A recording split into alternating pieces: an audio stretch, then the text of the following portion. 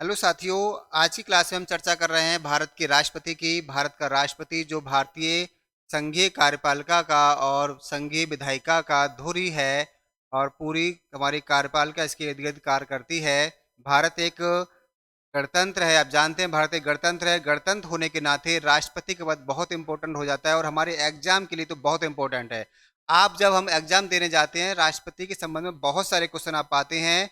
बहुत सारे question conceptual होते हैं, संकल्पनात्मक होते हैं और फैक्चुअल भी होते हैं। वो सब क्वेश्चन जो आपको परेशान करते हैं एग्जाम में, आज के बाद परेशान नहीं करेंगे। राष्ट्रपति की सीरीज में हम आपको यहाँ से सारे क्वेश्चन सॉल्व कराएंगे। और इसके संबंध में देखिए हमारी पॉलिटी की पिछली कई सारी क्लासेस हो चुकी हैं। पिछली क्लास में हम आपको समझाया था कार्यपालिका, विधायिका और न्यायपालिका की। इस प्लेलिस्ट में जाकर इस सारे वीडियोज को आप हमारी प्लेलिस्ट में जाकर चैनल की देख सकते हैं। आप जो है टाइप करें यूट्यूब पर टीएसए क्लासेज टाइप करें। टीएसए क्लासेज आने के बाद आप यहाँ पर हमारी प्लेलिस्ट सर्च करें और प्लेलिस्ट में आपको यहाँ दिखाई देगा पॉलिटी। देखिए ये पॉलिटी की सुनामी आपको दिखाई देगी। यहाँ पहुँच के आप इस वीडियोज को सर्च कर सकते हैं और अपने मनचाहा जो भी टॉपिक आपको समझना है, देखना है, उसको देख सकते हैं। संविधान के निर्माण से हमने इसको स्टार्ट किया है। संविधान के निर्माण से लेके स्रोत और प्रस्तावना, है ना, सारे भाग हमारे अब तक के इसमें पड़े हुए हैं। आप इसे देख सकते हैं। लेटेस्ट वीडियो जो हमारी आपकी लास्ट रही है कि पीआईएल, तो पीआईएल के संबंध में आपकी शंका हो तो यहाँ पर जाके आराम से वीडियो को देखकर और अपनी क्लास को अपना जिज्ञासा शांत कर सकते हैं। बढ़िया, है ना। फंडामेंटल राइट्स की कई सारी वीडियो हमारी पड़ी हुई हैं, बहुत अधिक इंपॉर्टेंट और सकारात्मक हैं। आप इसे देखेंगे, आपका कोई भी क्वेश्चन आगे एग्जाम में छूट कर जाने वाला नहीं होगा, है ना। अब देखिए लास्ट जो हमारी वीडियोज है वो है भारत की राज्य व्यवस्था, कार्यपालिका, न्यायपालिका और विधायिका, है ना। तो इस वीडियो को आप जाके वहाँ देख सकते हैं। इसमें हमने पूरी तरह से आपको इंडियन पॉलिटी जो है, भारत की पूरी इंडियन पॉलिटी के कंसेप्ट आपको इसमें दिया है, जहां आप जाके इसको देख सकते हैं और पूरी समझ विकसित कर सकते हैं। जब आप समझेंगे कि कार्यपालिका क्या होती है, विधायिका क्या होती है, न्यायपालिका क्या होती है, तो आप इसको आराम से क्वेश्चन सॉल्व करने की स्थिति में भी होंगे। ठीक है ना। तो ये आप जाके देख सकते हैं। ये सारी हमारी प्लेलिस्ट पड़ी है। ऐसे ही आपके ज्योग्राफी की प्लेलिस्ट भी हमारी इसमें पड़ी हुई है। वहाँ जाके आप ज्योग्राफी के सारे क्वेश्चंस आपके क्लास देख सकते हैं। और हिंदी अगर आप पढ़ना चाहें तो हिंदी भी आप यहाँ देख सकते हैं। तो क्लास में बने रहिए और चैनल को लगातार क्लिक करते रहिए। ठीक है, आज की क्लास में स्टार्ट करता हूँ और आज की क्लास का हमारा टॉपिक है भारत का राष्ट्रपति। देखिए संघीय कार्यपालिका का सबसे जो प्रमुख बिंदु है और मेंबर है वो है भारत का राष्ट्रपति। जब राष्ट्रपति का नाम आता है तो आप देखते हैं कि सर्वोच्च पद भारत में भारत का राष्ट्रपति है। और इससे उठने वाले सभी हमारे प्रश्न इनके बारे में चर्चा करेंगे। पहली बात हम देखते हैं भारत के जो राष्ट्रपति है वो संविधान के कौन से वाले भाग में है। तो 1 to 1 फैक्चुअल से लेकर आपका कंसेप्चुअल सारे क्वेश्चन आपके यहाँ सॉल्व होंगे। पहला क्वेश्चन यही है कि ये देखिए कौन से भाग में है। ये देखिए संविधान के भाग 5 में, संविधान के भाग 5 में पद दिया हुआ है राष्ट्रपति का। तो संविधान के भाग 5 में आपको राष्ट्रपति के संबंध में पढ़ने को मिलेगा। ठीक है, भाग 5 है और इसके लिए हमारे पास इसमें आर्टिकल 52 से लेकर और ये आपका 52 से लेकर और आर्टिकल 62 तक जो हमारे ये पहली बार में ही कार्यपालिका में पद दिए हुए हैं। ठीक है ना। तो राष्ट्रपति का पद कहाँ है, भाग 5 में है और कहाँ पर है ये 52 से 62 तक स्टार्टिंग। और बाकी पूरे संविधान हमारे बहुत सारे आर्टिकल्स हैं जो इसके संबंध में दिए हुए हैं। ठीक है ना। तो ये आप देखते रहिए। अब देखिए राष्ट्रपति का पद है, राष्ट्रपति इतना इंपॉर्टेंट क्यों है। तो देखिए भारत क्या है, भारत एक गणतंत्र है। समझिए आप इसको, भारत क्या है, एक गणतंत्र है, एक रिपब्लिक है। अब रिपब्लिक होने का क्या मतलब है, रिपब्लिक किसे कहते हैं, रिपब्लिक किसे कहते हैं, रिपब्लिक किसे कहते हैं, गणतंत्र किसे कहते हैं, ये आपको पता होना चाहिए। बहुत इंपॉर्टेंट बात है, ये बेसिक है। और आजकल ऐसे क्वेश्चन खूब एग्जाम में आ रहे हैं, बहुत ज़्यादा ऐसे एग्जाम में क्वेश्चन आ रहे हैं। मैं आपको लगातार क्लासेज में आपके जो अभी जो हमारे हाल ही में जो चल रहा है एग्जाम का जो नेचर चल रहा है उससे संबंधित मैं आपको क्वेश्चन देने की कोशिश करता हूँ, टॉपिक वो समझाने की कोशिश करता हूँ, ताकि आप जो है एग्जाम में बैठकर ज़्यादा क्वेश्चंस को गलत ना करें और ऐसे क्वेश्चन जो बहुत बेसिक और समझने वाले हैं वो भी आप करके आ जाएं। तो देखिए गणतंत्र क्या है, गणतंत्र दिवस आप हर साल मनाते हैं, रिपब्लिक डे मनाते हैं, और हर साल नुक्ति नुक्ति खाते हैं जाके। अब तो लड्डू या आप फल या बिस्किट खाते हैं स्कूल में जाके, लेकिन हम जो जाते थे स्कूल तब हम नुक्ति बढ़ती थी स्कूल में, और वो एक पहली नुक्ति लेने के लिए 3-3 4-4 घंटे वहाँ बैठकर हम पूरा इंतजार करते थे और पूरा प्रोग्राम देखते थे। आज गणतंत्र की बात है। गणतंत्र क्या है, रिपब्लिक क्या है, तो देखिए गणतंत्र जो है वो क्या होता है, जिसका निर्वाचित राष्ट्रपति, जब किसी देश का निर्वाचित राष्ट्रपति हो, या हम इसको बोलते हैं राष्ट्र अध्यक्ष हो, राष्ट्र अध्यक्ष हो, तो उसे हम बोलते हैं, ऐसी व्यवस्था कहलाती है रिपब्लिक या गणतंत्र कहलाती है। इस व्यवस्था को गणतंत्र कहा जाता है। ठीक है। दूसरी बात इसमें एक ये है, इसमें हमारे पास क्या है, तो इसमें हमारे पास क्या है, राष्ट्रपति है। तो राष्ट्रपति हमारे पास है, और राष्ट्रपति के पद देखिए प्रमुख का पद होता है देश में, और वो कैसा है, निर्वाचित है। निर्वाचित होने के कारण ये हमारे लिए क्या है, गणतंत्र की व्यवस्था करता है, तो रिपब्लिक है। दूसरी बात ये लिखित संविधान है। तो भारत के पास दोनों व्यवस्थाएं हैं, एक तो हमारे पास लिखित संविधान है, और दूसरा हमारे पास निर्वाचित राष्ट्रपति है। ये व्यवस्था होने की वजह से भारत एक रिपब्लिक है, और रिपब्लिक जो देश होते हैं उनमें राष्ट्रपति देश की शासन की धुरी होता है, और उसके चारों तरफ कार्यपालिका रहती है।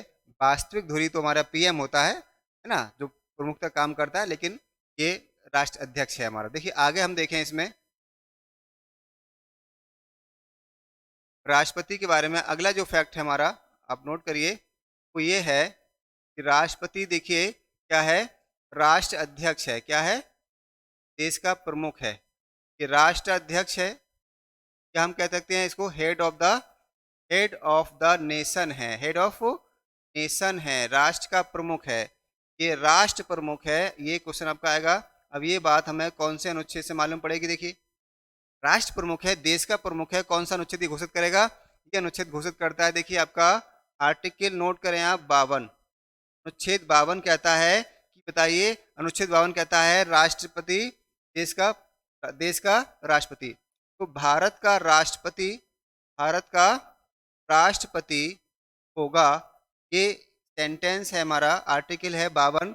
इससे हमें मालूम पड़ता है कि देश का जो प्रमुख होगा, सबसे पहले देखिए, सबसे पहले बात की जाती है देश के प्रमुख की। संविधान के भाग 5 में संघ की बात की गई है, भारत की बात की गई है, तो उसमें सबसे पहले भारत के प्रमुख की बात की गई है, राष्ट्र अध्यक्ष की बात की गई है। तो हेड ऑफ द नेशन हमारा सबसे पहले इसमें उल्लेखित किया गया है, और वो कौन है, राष्ट्रपति होता है। ठीक है ना। अब देखिए राष्ट्र प्रमुख या राष्ट्र अध्यक्ष होने के नाते इसके क्या क्या और फैक्ट आ जाते हैं हमारे। तो राष्ट्र प्रमुख होने के नाते राष्ट्रपति जो होता है हमारा, देखिए वो देश में प्रथम रैंक रखता है। इसकी जो रैंक है कितनी है, इसकी जो रैंक होगी देश में वो होगी फर्स्ट। राष्ट्रपति देश का प्रथम रैंक का व्यक्ति है, प्रथम रैंक का व्यक्ति है, इस नाते ये देश का प्रथम नागरिक है। तो राष्ट्रपति देश का प्रथम नागरिक है। क्वेश्चन आएगा, बताइए देश का प्रथम नागरिक कौन है, फर्स्ट सिटीजन ऑफ इंडिया कौन कहलाएगा। तो हर देश में आपने देखा होगा एक सीक्वेंस बनाते हैं कि आपका रैंक निर्धारित करते हैं वहां पर रहने वाले ऑफिशियल्स की। तो सबसे पहले तो ऑफिशियल्स की रैंक आती है, उसके बाद वहां के नागरिकों की रैंक शुरू होती है। अब देखिए अमेरिका में और भारत में तुलना करें तो दोनों डिफरेंस हमें समझ में आता है। भारत में केवल आपकी देखिए राष्ट्रपति की रैंक निर्धारित की जाती है, राष्ट्रपति की पत्नी की रैंक यहाँ निर्धारित हमारे यहाँ नहीं होती है। अमेरिका में आपने सुना होगा फर्स्ट लेडी ऑफ अमेरिका, तो फर्स्ट लेडी ऑफ अमेरिका ऐसे ना सुनते हैं आप, ट्रंप हो या जो बाइडेन वहां पर राष्ट्रपति हैं, उनकी पत्नी वहां पर फर्स्ट लेडी का दर्जा दिया जाता है। लेकिन भारत में ऐसी व्यवस्था नहीं है। भारत में फर्स्ट लेडी प्रथम महिला का ऐसा कोई कंसेप्ट नहीं है। यहाँ केवल नागरिक है। प्रथम नागरिक कौन, राष्ट्रपति है। फर्स्ट रैंक किसकी, राष्ट्रपति की है। सेकंड रैंक सीधा उपराष्ट्रपति की आती है। तो सेकंड रैंक पे कौन होगा, उपराष्ट्रपति होगा। ये ध्यान रखेंगे आप, ये क्वेश्चन आप सॉल्व कर पाएंगे। देश का प्रथम नागरिक होगा। इसलिए जनगणना की शुरुआत, ध्यान रखें अभी जनगणना हमारी 2021 की नहीं हुई है, अभी 2022 चल रहा है और 21 में हमारी जनगणना होनी थी, वो नहीं हुई है। कारण बताएंगे क्या क्यों है, क्योंकि हम 2 साल से एक बड़ी महामारी भी चपेट में आए हुए थे और आपने ये 2 साल बड़ा भीषण देखे हैं, बड़ा क्रूशल देखे हैं, जिसमें बहुत ज़्यादा दुनिया भर में तबाही मची कोविड-19। और कोविड-19 की वजह से हम अर्थव्यवस्था तो छोड़िए, दुनिया में लोगों को जीवित रहने का लाले पड़ गए थे। उस वजह से हमने अपनी इस जनगणना को अभी पोस्टपोन किया हुआ है। अब सरकार इसको स्टार्ट करने वाली है। तो जब पहली जनगणना होगी, जब काउंटिंग होगी, तो काउंटिंग की शुरुआत जनगणना अधिकारी सेंसस ऑफिसर कहाँ से करेंगे? राष्ट्रपति भवन से करेंगे। और राष्ट्रपति भवन में पहले रिकॉर्ड दर्ज किया जाएगा हमारे महामहिम राष्ट्रपति का। और इस समय कौन है? इस समय राष्ट्रपति आपके द्रौपदी मुर्मू। तो श्रीमती द्रौपदी मुर्मू हमारे इस समय की राष्ट्रपति हैं।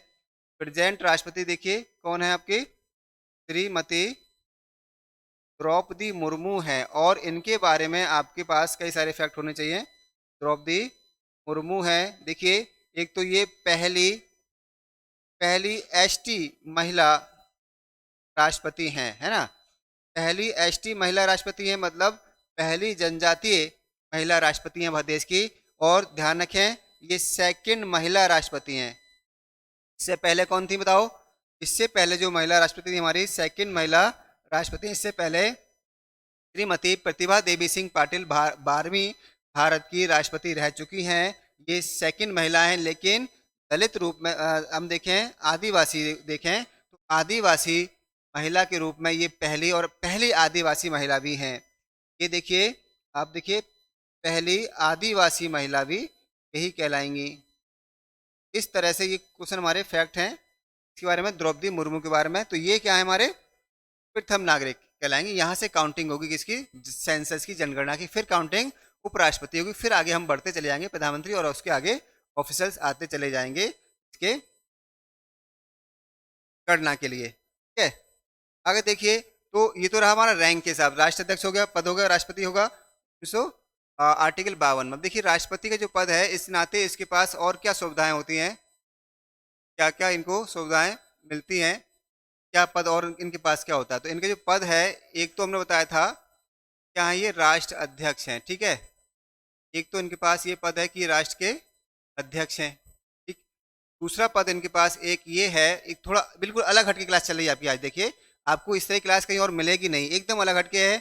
वो सारे डायमेंशंस हम निकाल के लाएंगे राष्ट्रपति के बारे में, जो आपको कहीं और पढ़ने को नहीं मिलेंगे। तो एक साथ एक प्लेटफॉर्म पर आपको आज के डायमेंशंस, आज की सारे एंगल से हम इसको देखेंगे। तो राष्ट्रपति देखिए, पहला क्वेश्चन में देखा भी राष्ट्र अध्यक्ष होता है। दूसरा क्वेश्चन देखिए, इसमें पूछेगा राष्ट्रपति, देखिए, जो हमारी संघ की कार्यपालिका है, संघ कार्यपालिका का अध्यक्ष होता है। ये इसके पास एक पद क्या है? राष्ट्रपति संघ कार्यपालिका का अध्यक्ष होगा। ठीक है, कौन से आर्टिकल में? ये आर्टिकल है हमारा आर्टिकल 53। आर्टिकल 53। दूसरी बात देखिए, राष्ट्रपति जो है हमारा, इसके पास एक पद और है, और ये हमारी सशस्त्र सेनाएं हैं, सशस्त्र सेनाओं का सर्वोच्च कमांडर होता है। तो ये एक पद इनके पास है, सर्वोच्च कमांडर है, ये एक पद इनके पास होता है, सर्वोच्च कमांडर है। तो सर्वोच्च कमांडर किसके हैं? तीनों सेनाओं हैं। तीन सेनाएं कौन कौन सी हैं? थल सेना, जल सेना और वायु सेना। ये देश के प्रहरी होते हैं, देश की रक्षा करने का दायित्व इन तीनों सेनाओं पर होता है। हर भारतीय नागरिक को इनके प्रति सम्मान और अपना सैल्यूट इनके प्रति समर्पित करते रहना चाहिए। ये हमारे देश के प्रहरी हैं, और उन प्रहरियों का, उन तीनों सेनाओं का जो हेड है, अध्यक्ष है, कमांडर है, वो कौन है? राष्ट्रपति है। ठीक है, इस नाते राष्ट्रपति तीनों सेनाओं के अध्यक्ष की नियुक्ति करते हैं। और ध्यान रखें, जब भी कोई युद्ध होता है, अब तक हमने कितने युद्ध लड़े हैं? अब तक हमने युद्ध लड़े हैं किससे? दो देशों से युद्ध लड़े हैं हमने। एक तो पाकिस्तान से लड़ा है, और दूसरा चीन से लड़ा है। और हम अभी भी इनसे लगातार देखिए कन्फ्लिक्ट में बने हुए हैं। दोनों बॉर्डर्स पर एक तरफ रेड क्लिफ लाइन है पाकिस्तान से, और दूसरी तरफ हमारी मैकमोहन रेखा है। दोनों तरफ हमारा संघर्ष बना हुआ है। अभी हाल ही में हमारे रक्षा मंत्री ने आज ही कहा है कि भारत में आपके विदेशी घुसपैठ की समस्या भी खत्म नहीं हुई है। और 4-5 दिन पहले हमारी सेना प्रमुख ने कहा था कि अगर सरकार इशारा करे तो हम पीओके को वापस ले लेंगे, पाकिस्तान ऑक्युपाइड कश्मीर को वापस ले लेंगे। ये हमारी सेनाओं ने अभी कहा, और ये हम वास्तव में ये कह नहीं रहे हैं, वास्तव में ऐसा कर सकती है भारतीय सेना। उतनी कैपेबल है, उतनी दम हमारे अंदर है कि हम वो कर सकते हैं। ठीक है ना? तो ये हम देखेंगे कौन है सशस्त्र सेनाओं के ये अध्यक्ष। तीसरी बात हम करें, देखिए ये देखिए हमारे संसद के अंग हैं, संसद का अभिन्न अंग, राष्ट्रपति संसद का अभिन्न अंग है। और ये कौन से आर्टिकल में होगा? ये आर्टिकल आप ध्यान रखें 79 में, बहुत इंपॉर्टेंट बात है, आर्टिकल भी आपको याद करते रहें 79 में। और ये वाली बात भी हमारी कौन सी थी? आर्टिकल 53। तो ये देखिए बड़ा इंपॉर्टेंट पद है। हमारी विधायिका जो है संसद का भी अभिन्न अंग है, हमारी सशस्त्र सेनाओं के अध्यक्ष हैं और संघीय कार्यपालिका के प्रमुख हैं, राष्ट्र अध्यक्ष हैं। ये इनके पास पद होते हैं हमारे राष्ट्रपति के पास। ही तो रही पोस्ट की बात, प्रथम रैंक हो गई है ना। इस नाते इनके पास क्या सुविधाएं मिलती हैं? देखिए इसके लिए राष्ट्रपति के पास जो सुविधाएं हैं उनमें देखिए सबसे पहले तो है इनके पास ये, देखें ये निःशुल्क आवास, हम देखते हैं रहते कहाँ हैं। ये निःशुल्क आवास प्राप्त होता है और वो निःशुल्क आवास क्या है? तो निःशुल्क आवास है आपका राष्ट्रपति भवन। राष्ट्रपति भवन में राष्ट्रपति रहते हैं, इसे द प्रेसिडेंट हाउस कहते हैं। द प्रेसिडेंट हाउस के नाम से जाना जाता है। ठीक है, इसके बारे में बताएं आपको। 1912 में दिल्ली भारत की राजधानी बनी, समझिएगा 1912 में दिल्ली भारत की राजधानी बनी। उससे पहले राजधानी थी कोलकाता। तो कोलकाता से हमारी शासन चल रहा था कोलकाता में। और भारत का प्रमुख, ध्यान रखें, राष्ट्रपति से पहले भारत का प्रमुख कौन था? राष्ट्रपति से पहले भारत के प्रमुख का नाम था गवर्नर जनरल ऑफ इंडिया या वायसराय ऑफ इंडिया। इसे वायसराय ऑफ इंडिया के नाम से जाना जाता था, गवर्नर जनरल ऑफ इंडिया के नाम से जानते थे। ये पद कब तक रहा? गवर्नर जनरल ऑफ इंडिया का पद देखिए हमारा रहा 24 जनवरी 1950 तक।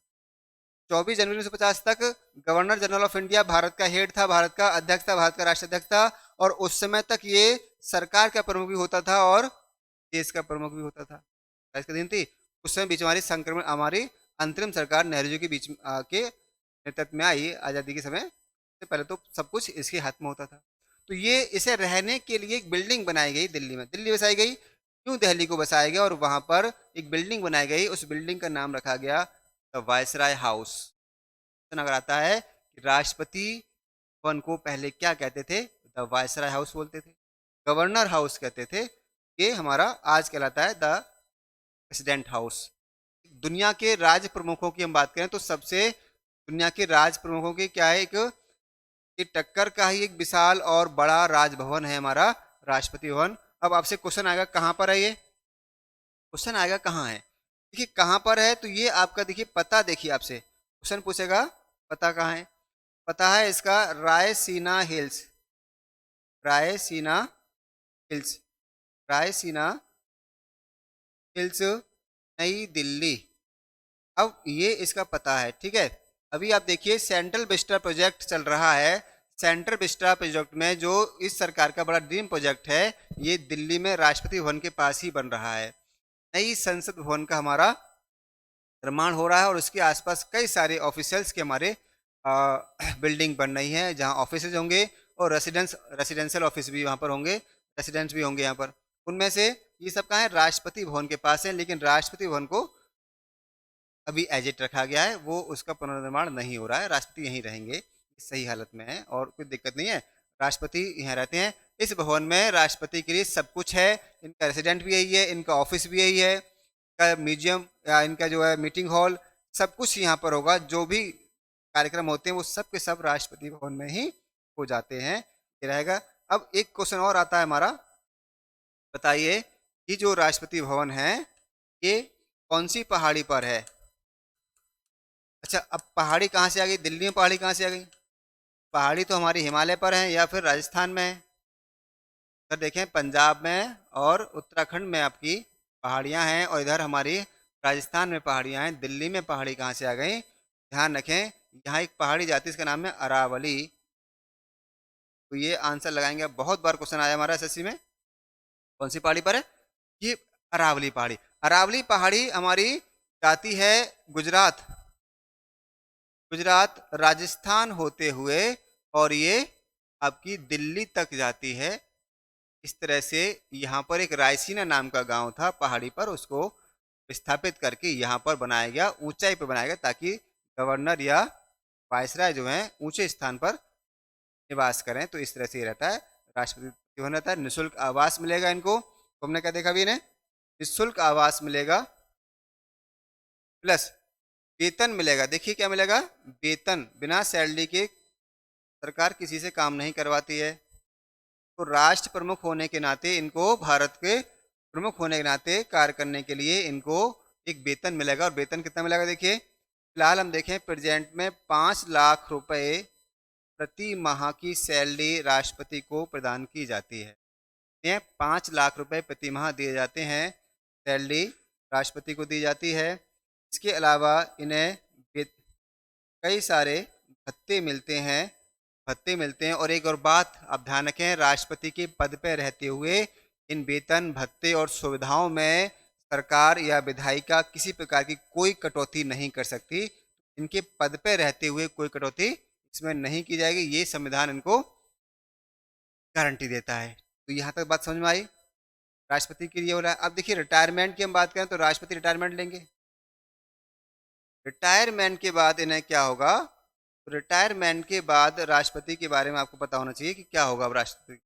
रिटायरमेंट के बाद इनके पास देखिए सुविधाएं जो होंगी, एक तो इन्हें पेंशन मिलेगी। अब एक क्वेश्चन आता है, पेंशन और सैलरी कहाँ से मिलेगी। देखिए पेंशन और सैलरी जो होगी इनकी, दोनों ही हमारी सैलरी हो या इनको पेंशन की टेंशन होगी, वो भारत की संचित निधि से आएगी। लिख लें, भारत की संचित निधि से आएगी। ये कौन सी निधि होती है, तो भारत सरकार दो निधियां बनाती है, दो फंड बनाती है। उन फंड में अपना सारा इनकम, सारा पैसा जमा करती है, चाहे वो आपकी टैक्स इकट्ठा किया हो, कम हो, या फिर वो आपका कर्ज लिया हुआ हो, कैसा भी हो, उगाही हो, वो सब उसमें डालती है। एक तो कहलाती है संचित निधि, इसमें पैसा रखा जाता है। और एक होती है आकस्मिक निधि, एक कंटिजेंसी फंड ऑफ इंडिया है। और एक हमारा आपका ये संचित निधि, अधिकांश जो हमारे संवैधानिक ऑफिशियल्स हैं उनकी सैलरी इस पे पारित की जाती है। तो ये हमारा यहाँ से आएगा, पेंशन मिलेगी। दूसरी बात देखिए, आजकल सरकार ने निःशुल्क आवास उपलब्ध कराती है, निःशुल्क आवास इनको उपलब्ध कराती है। साथ ही इनके लिए एक सचिव और 2 साथ में अटेंडेंट काम करने के लिए दिए जाते हैं, ये सब इनको उपलब्ध कराया जाता है। और देखिए इनकी जो रैंक हो जाती है इस समय, रिटायरमेंट के बाद जो इनकी रैंक रहती है वो देश में 5वीं रहती है। तो बड़ा इंपॉर्टेंट फैक्ट है जो आपको पता होने चाहिए राष्ट्रपति के बारे में। ये क्या है, 5th रैंक हो जाती है जब ये रिटायर्ड हो जाते हैं। उसके बाद 1st रैंक रहती है राष्ट्रपति की, जो प्रेजेंट होंगे, एक्टिंग होंगे। और दूसरा रैंक होती है उपराष्ट्रपति की, तीसरी होती है हमारी पीएम की, चौथी रैंक में आते हैं हमारे गवर्नर्स, और 5वें हमारे एक्स पीएम आते हैं। तो ये आपको वो सॉरी एक्स राष्ट्रपति प्रेसिडेंट आते हैं। तो ये इनके राष्ट्रपति के बारे में रहा। अगली बात देखिए राष्ट्रपति के बारे में,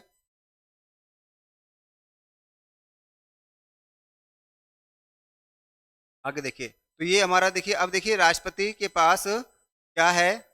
तो आज हम एक और चर्चा करेंगे, राष्ट्रपति कौन है हमारे। देखिए राष्ट्रपति के बारे में देखिए, ये कार्यपालिका के प्रमुख हैं। यहाँ से कुछ क्वेश्चन हमारे बनते हैं, उसको देखिए। कार्यपालिका का के अध्यक्ष हैं। अब ये कैसे अध्यक्ष हैं, अभी पीछे हमने देखा था, पहला पद तो इनके पास यही है, कार्यपालिका के अध्यक्ष हैं। कौन सी कार्यपालिका, संघ कार्यपालिका के अध्यक्ष। कौन से आर्टिकल में है, तो आप लिखेंगे 53 में है, अनुच्छेद 53 में राष्ट्रपति संघीय कार्यपालिका का अध्यक्ष है। अब देखिए इस नाते के कैसे अध्यक्ष हैं, तो देखिए इसको दो तरह से क्वेश्चन आता है हमारा। एक तो ये आएगा, ये देश की सर्वोच्च कार्यपालिका है, देश की सर्वोच्च कार्यपालिका है, इससे ऊपर कोई और ऑफिशियल देश में नहीं है। सुप्रीम एग्जीक्यूटिव ऑफ इंडिया कहलाते हैं, यूनियन कहलाते हैं हमारे राष्ट्रपति, इससे ऊपर कोई ऑफिशियल नहीं है, ठीक है। लेकिन ध्यान रखें, ये जो है हमारे, लेकिन नेचर कैसा है, लेकिन नाम मात्र की कार्यपालिका है, कैसी है, नॉमिनल। ये बड़ा इंपॉर्टेंट क्वेश्चन है, बहुत एग्जाम आता है। नॉमिनल, नाम मात्र की कार्यपालिका है, इसका तात्पर्य क्या है, इसका तात्पर्य ये है कि राष्ट्रपति देश की कार्यपालिका तो हैं, सर्वोच्च कार्यपालिका तो हैं, लेकिन ये डी फैक्टो एग्जीक्यूटिव नहीं है, डी जूरे एग्जीक्यूटिव है। इसका तात्पर्य ये है कि राष्ट्रपति कुछ काम अपनी ओर से नहीं करते, अब अपनी ओर से नहीं करते तो कौन कराएगा, कौन करता है? तो इनके काम करने के लिए, इनके आदेश को मानने के लिए, इनको सलाह देने के लिए पूरा एक सिस्टम है, जिसे हम बोलते हैं आपका मंत्री परिषद कहते हैं। वो मंत्री परिषद इनको ये सब काम करवाती है, या फिर वहाँ संसद होती है तो संसद से सलाह पहुंचती है, या फिर मंत्री परिषद से सलाह पहुंचती है, उस पर ही काम करते हैं। तो इन्हें खुद काम करने की आवश्यकता नहीं होती है। जैसे अमेरिका का राष्ट्रपति खुद काम करता है, वो खुद एक्शन लेता है, खुद कार्यपालिका का अध्यक्ष भी है, देश का अध्यक्ष भी है। वैसे ध्यान रखें, भारत का राष्ट्रपति देश का अध्यक्ष है, लेकिन कार्यपालिका का वास्तविक अध्यक्ष नहीं है। ये कैसा अध्यक्ष है? नाम मात्र का अध्यक्ष है। वास्तविक अध्यक्ष कौन होता है? वास्तविक अध्यक्ष पीएम और उसका मंत्री परिषद होता है। ये बात आपको ध्यान रखनी चाहिए। तो नॉमिनल है। अब फिर कैसे कैसे काम चलेगा?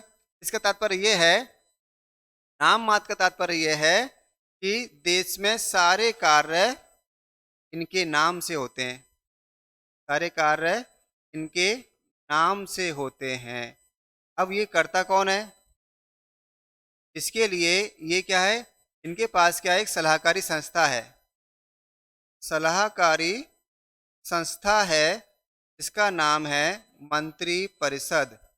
और ये मंत्री परिषद देखिए कौन से आर्टिकल में है, तो 74 में। मैं आपको रिमाइंड करा दूं, आर्टिकल 74 कहता है कि राष्ट्रपति के परामर्श हेतु एक मंत्री परिषद होगी, जिसका प्रधान प्रधानमंत्री होगा, और राष्ट्रपति इस मंत्री परिषद की सलाह पे काम करेगा।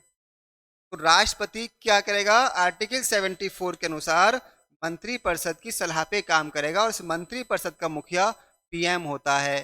कौन होता है? पीएम होता है। मंत्री परिषद की सलाह पे काम करेगा। और इसमें अब ये जो सलाह है, आपसे एक क्वेश्चन और आता है कि बताइए, क्या राष्ट्रपति अपनी मर्जी से कुछ काम नहीं करेगा? हाँ, कुछ काम कर सकता है अपनी मर्जी से, लेकिन अधिकांश काम अपनी मर्जी से नहीं कर सकता। जो भी काम हमारे संवैधानिक वाले हैं, सरकारी काम है, उन कामों में से अपनी मर्जी चलाने की आवश्यकता नहीं है। एक क्वेश्चन देखिए, तो क्या राष्ट्रपति पर सलाह बाध्यकारी है? हाँ, बाध्यकारी है। आर्टिकल देखिए 74 के अनुसार, आर्टिकल 74 के अनुसार 42वें संविधान संशोधन से इंदिरा गांधी सरकार ने एक अमेंडमेंट किया और लिख दिया कि राष्ट्रपति मंत्री परिषद की सलाह के अनुसार कार्य करेगा, मतलब ये बाध्यकारी कर दिया। फिर 44वें संविधान संशोधन से मोरारजी देसाई सरकार ने इसमें एक अमेंडमेंट किया और कहा कि एक बार सलाह वापस कर सकता है। इसको हम 74 में फिर देखेंगे। ये कार्यपालिका का इस तरह से क्या है, प्रमुख है, वास्तविक प्रमुख नहीं है। कैसा है? नाम मात्र का प्रमुख है राष्ट्रपति। राष्ट्रपति संबंध में और जनरल फैक्ट देखिए, राष्ट्रपति संबंध में बाकी जनरल फैक्ट्स की हम बात करें तो जनरल फैक्ट्स, और देखिए अगली क्लास में हम केवल राष्ट्रपति का निर्वाचन पढ़ेंगे, अगली क्लास में राष्ट्रपति का निर्वाचन पढ़ेंगे। यहाँ आप बाकी जनरल फैक्ट देखिए, तो राष्ट्रपति के बारे में हम देखें और फैक्ट्स, वो ये है कि इनका होता है निर्वाचन। पहली बात तो इसका होता है निर्वाचन होता है। इसका मतलब ये हुआ इनका नियुक्ति नहीं होती, अपॉइंटमेंट, इनका अपॉइंटमेंट नहीं होता। दो ऐसे ऑफिशियल हमारे हैं देश में इनका अपॉइंटमेंट नहीं होता, और वो है राष्ट्रपति और उपराष्ट्रपति। इनका अपॉइंटमेंट नहीं होता, इनका क्या होता है? इलेक्शन होता है। ठीक है, पीएम का भी अपॉइंटमेंट होता है, सीएम का भी अपॉइंटमेंट होता है, बाकी अधिकारियों का, मंत्रियों का अपॉइंटमेंट होता है, और राज्यपालों का भी अपॉइंटमेंट होता है। लेकिन राष्ट्रपति और उपराष्ट्रपति का अपॉइंटमेंट नहीं, सीधा इलेक्शन ही होता है। और एक फैक्ट ध्यान रखिए, इलेक्शन होता है तो फिर इनकी शपथ होती है। शपथ कौन दिलाएगा? इलेक्शन की हमारा पूरा वीडियो रहेगा, अगली क्लास जो रहेगी हमारी, वो राष्ट्रपति के निर्वाचन पर ही पूरी बेस रहेगी, पूरा आपको उसमें मिलेगा। शपथ कौन दिलाएगा? आर्टिकल 60 है, देखिए आर्टिकल 60 है। निर्वाचन के लिए हमारे पास आर्टिकल आप याद कर सकते हैं 54 और 55 है। आर्टिकल 60 में शपथ की बात की गई है, और ये दिलाते हैं सुप्रीम कोर्ट के सीजेआई या अन्य वरिष्ठ जज, अन्य कोई जज जो राष्ट्रपति के लिए उसमें उपलब्ध हो, या तो सीजीआई ने शपथ दिलाएंगे। शपथ देखिए आर्टिकल 60 में है, यहाँ पर ध्यान रखें किसी अनुसूची में नहीं है। 60 में शपथ और प्रतिज्ञान है, ओथ एंड अफर्मेशन है, शपथ लेते हैं संविधान की। और ध्यान रखें शपथ कहलाती है अपने अपने को ईश्वर के साक्षी मानकर, जो व्यक्ति शपथ ग्रहण करता है उसे शपथ या ओथ कहते हैं। मैं अमुक व्यक्ति ईश्वर के साक्षी मानकर ये शपथ लेता हूँ कि संविधान की रक्षा करूँगा। ऐसे ही प्रतिज्ञान कहलाता है, वो अपने अंतरात्मा पे किया था कि मैं अपनी अंतरात्मा को साक्षी मान के ये प्रतिज्ञान करता हूँ कि मैं संविधान के संरक्षण करूंगा, उसके अनुसार दायित्व का निर्वहन करूंगा। तो ये शपथ कौन कराएगा? सुप्रीम कोर्ट के मुख्य न्यायाधीश कराएंगे या फिर अन्य जज कराएंगे। तीसरी बात देखिए, इनका शपथ हो गई है। कार्यकाल को कब होगा, कितना होगा? 5 वर्ष। पूर्व राष्ट्रपति ने अपने साथ अपने ऑफिस में ले जाएंगे, हाथ मिलाएंगे और वहां जाकर उनको औपचारिक रूप से अपना पद सौंप देंगे, कुर्सी बैठा देंगे और वहां से अपना वो चले जाएंगे। तो इस तरह से ये कार्यकाल 5 वर्ष का होता है राष्ट्रपति का। जब तक उनका अगर 5 वर्ष के बाद इनका पद रिक्त होगा, फिर कह रहे हैं कार्यकाल हो गया। देखिए कार्यकाल 5 वर्ष का होगा और देखिए पद रिक्ति कैसे होगी। फिर पद रिक्ति कैसे होगी इनकी? तो पद रिक्ति देखिए आपकी होगी, आपका पद रिक्ति का तरीका क्या है? एक तो यह है कि कार्यकाल पूरा हो जाए।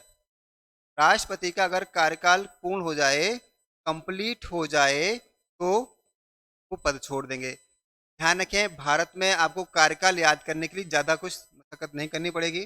अधिकांश जो हमारे ऑफिशियल्स हैं जो अस्थायी कार्यपालिका में आते हैं, मैंने पिछली क्लास में पढ़ाया था आपको, पिछली क्लास में आपको बताया था कि अस्थायी कार्यपालिका क्या होती है। आप जाके देख सकते हैं आराम से। अस्थायी कार्यपालिका में जो मेंबर्स होते हैं, अधिकारी होते हैं, उनका कार्यकाल फिक्स होता और वो मोस्टली कार्यकाल भारत में कितना है? 5 वर्ष का। कितना है?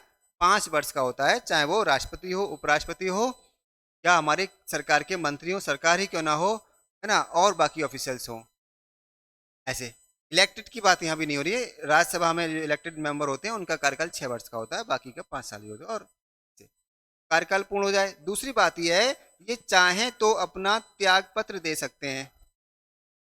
अब बड़ा इंपॉर्टेंट क्वेश्चन आता है, त्याग पत्र किसे देंगे? तो क्वेश्चन आता है राष्ट्रपति त्याग पत्र किसे देगा?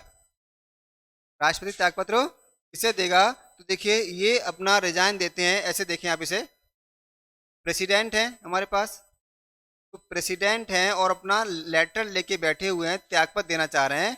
अब ये त्यागपत्र देंगे किसे? दूसरी तरफ इसका जो जूनियर है वो कौन है? हमारा वाइस प्रेसिडेंट है, वाइस प्रेसिडेंट है। अब देखिए है क्या, ये दोनों ही हमारे टॉप ऑफिशियल्स हैं। दोनों हमारे क्या है? टॉप ऑफिशियल्स हैं। तो होगा क्या, राष्ट्रपति अपना त्यागपत्र सौंपेंगे वाइस प्रेसिडेंट को। क्या आप इस तरह से नोट कर लें, अपना त्यागपत्र सौंपेंगे वाइस प्रेसिडेंट को और वाइस प्रेसिडेंट अपना त्यागपत्र सौंपेंगे राष्ट्रपति को।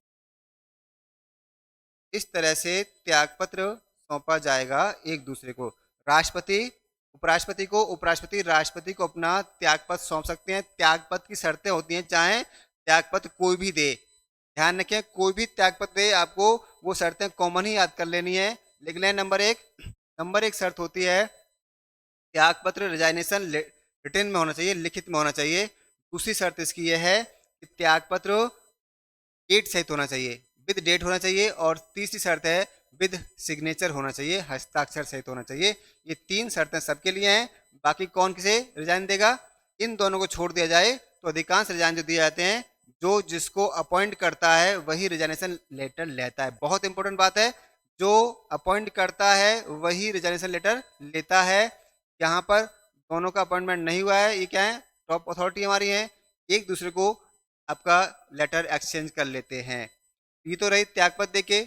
तीसरी बात यह है कि महाभियोग लगाकर हट सकते हैं। क्या लगा हटेंगे? महाभियोग के द्वारा इनको हटाया जा सकता है। इम्पीचमेंट पूरी प्रोसीजर, इसके लिए वहाँ पे क्लास बनाएंगे आपको, वहाँ देखेंगे इसमें। तो संसद लगाती है, महाभियोग से हटा सकते हैं। चौथा देखिए, चौथा यह है कि इन्हें सुप्रीम कोर्ट इनका निर्वाचन रद्द कर दे, निर्वाचन रद्द करे। अब सुप्रीम कोर्ट के पास ध्यान रखें, सुप्रीम कोर्ट आर्टिकल 71, ये आर्टिकल कौन सा है? 71 है। 71 के अनुसार राष्ट्रपति और उपराष्ट्रपति के जितने भी निर्वाचन विवाद होंगे, डिस्प्यूट्स होंगे, वो सुप्रीम कोर्ट देखेगा और वो अगर अवैध पाए जाते हैं तो उनका निर्वाचन रद्द कर दिया जाएगा।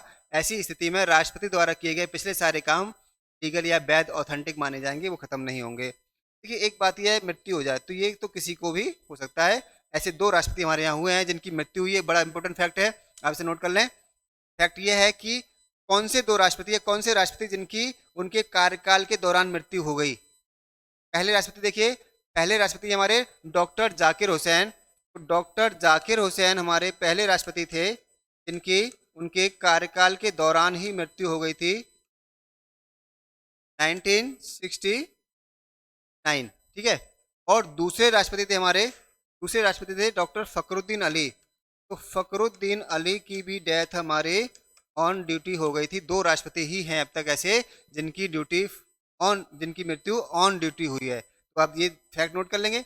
ये जनरल फैक्ट चल रहे हैं हमारे राष्ट्रपति के बारे में। और देखिए जनरल फैक्ट्स आगे, तो शपथ हो गया, कार्यकाल हो गया, और आपका इनका क्या हो गया, पद से रिक्ति हो गई, है ना। तो ये सब बातें राष्ट्रपति के बारे में जनरल फैक्ट्स रहे हैं। अगली क्लास जो हम करेंगे इसमें, वो हमारी रहेगी किसके बारे में, वो रहेगी पूरी राष्ट्रपति के निर्वाचन और फिर महाभियोग के बारे में।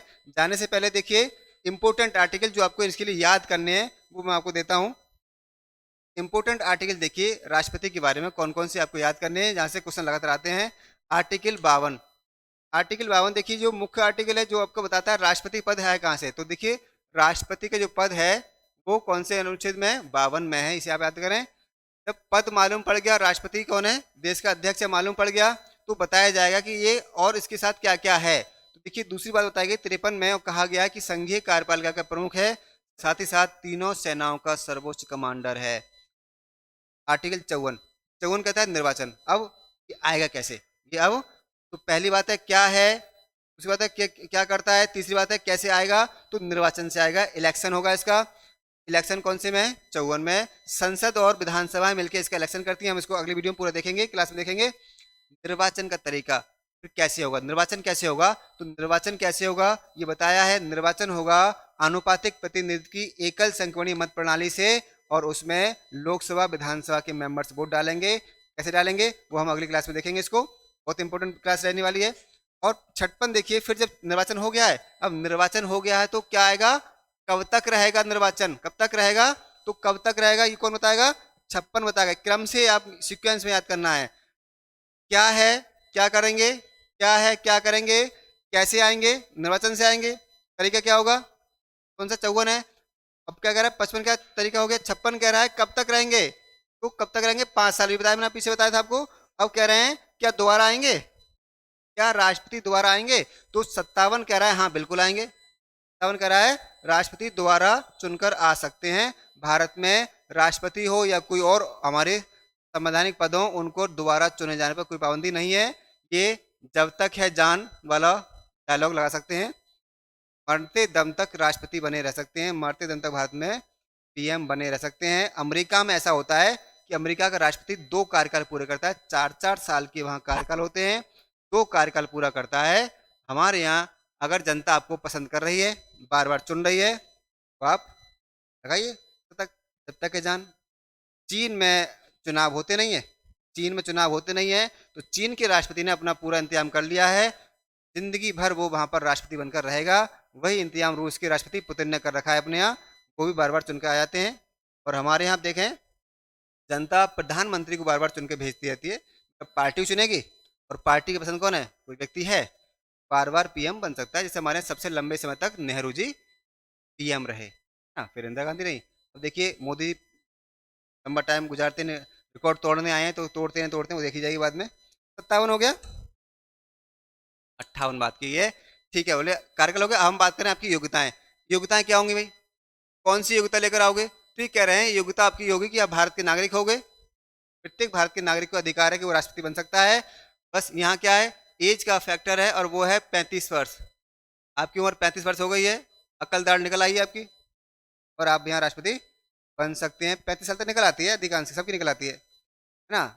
तो ठीक है, राष्ट्रपति बन सकते हो। और लोकसभा का चुनाव आप लड़ने की योग्यता रखता हो, आप पागल नहीं हो, दिवालिया नहीं निकला हुआ आपका, दिवालिया नहीं हो, पागल नहीं हो, विकृत चित्त नहीं हो, न्यायालय ने दंडित नहीं किया है, तो आप राष्ट्रपति बन सकते हो, कोई दिक्कत नहीं है।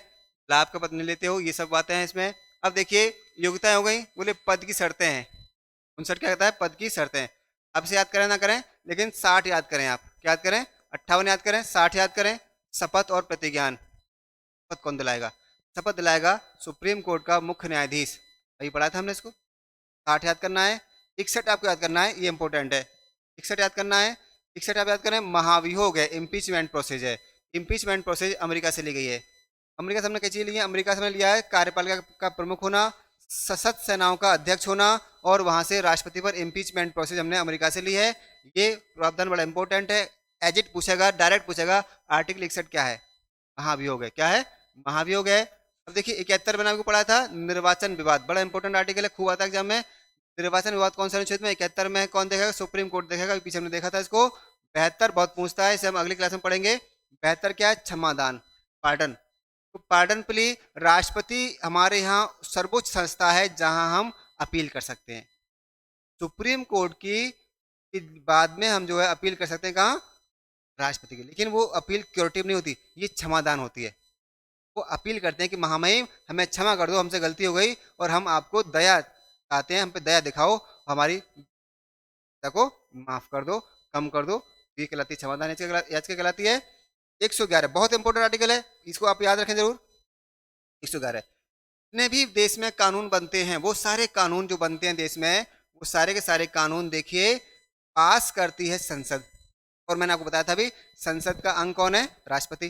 तो इस नाते राष्ट्रपति की साइन होते हैं इस पर। जब तक राष्ट्रपति अनुमति नहीं देंगे, अपने साइन नहीं करेंगे, चिड़िया नहीं बैठाएंगे इस पर, तब तक ये लीगल नहीं होगा, ऑथेंटिक नहीं होगा, एक्ट नहीं बनेगा। इसके बाद ही ये एक्ट बनता है। तो इसके बाद क्या होता है? कोई बिल क्या हो जाता है? एक्ट बन जाता है, जब सहमति मिल जाती है। राज्यपाल आर्टिकल 200 में देता है ये सब। 123 और याद करेंगे आप, वो है अध्यादेश जारी करने की शक्ति। राष्ट्रपति अध्यादेश ऑर्डिनेंस जारी कर सकता है और एक वैकल्पिक कानून बना सकता है संसद के पास होने से पहले। कानून बनने का जो क्रम है, संसद पारित करेगी, लोकसभा राज्यसभा पारित करेंगे, राष्ट्रपति साइन करेगा। लेकिन इसका उल्टा है, पहले राष्ट्रपति साइन कर देगा, फिर लोकसभा राज्यसभा पारित कर देंगे। एक और आर्टिकल आपको याद करना है इसके संबंध में, वो है 143। आप उसे बहुत बार बोलते होंगे 143, आपके लिए इसका अर्थ कुछ और होगा, लेकिन हमारे लिए इसका अर्थ क्या है? यहाँ अर्थ है आपका सुप्रीम कोर्ट से परामर्श की शक्ति। तो राष्ट्रपति के पास सुप्रीम कोर्ट से परामर्श लेने की शक्ति है। वो पूछेगा, बताओ हम इस मामले में क्या करें, है ना। तो ये हमारे इंपॉर्टेंट आर्टिकल हैं राष्ट्रपति के संबंध में। जनरल फैक्ट की क्लास मैंने आपको दिया, जनरल आपके राष्ट्रपति के लिए। अगली क्लास में हम राष्ट्रपति का निर्वाचन लेकर आएंगे। तब तक के लिए आप सभी का धन्यवाद।